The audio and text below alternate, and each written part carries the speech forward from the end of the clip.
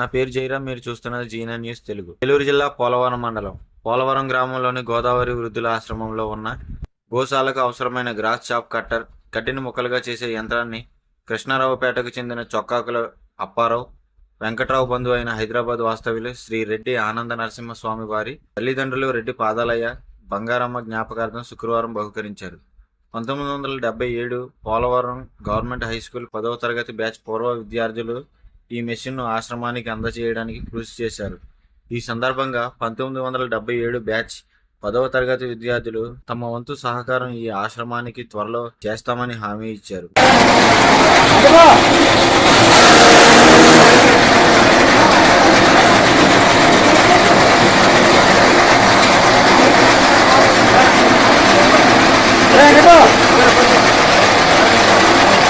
అవును, మీరు ఎప్పుడు మళ్ళా ఉండండి.